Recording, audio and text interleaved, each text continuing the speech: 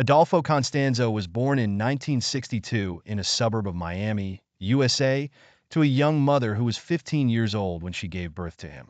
After the death of her husband, the mother remarried and moved to live with her new husband and her only child.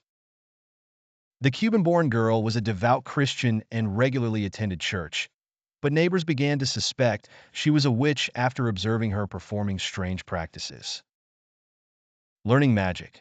Constanzo learned the principles and practice of Santeria at the age of 9 and later delved into voodoo and other mystical doctrines.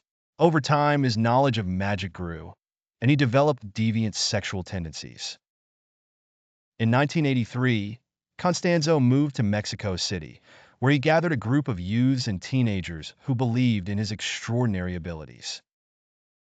Brutal crimes. In Mexico City, Constanzo became famous among gangsters and criminals.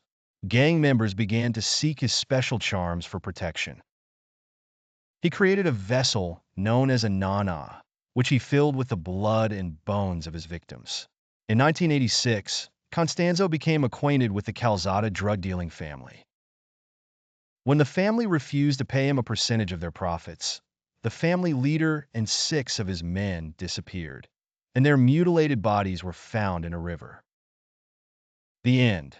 In 1989, Constanzo met a girl named Waldada, who became his companion and assisted in his crimes.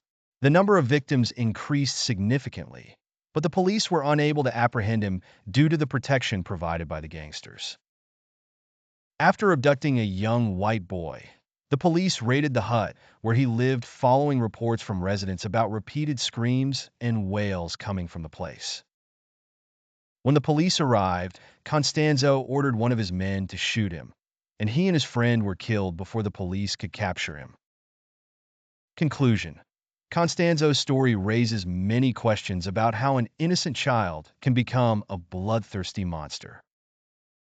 His story remains one of the most disturbing in the world of crime and reminds us of the powerful influence of upbringing and environment on the human psyche.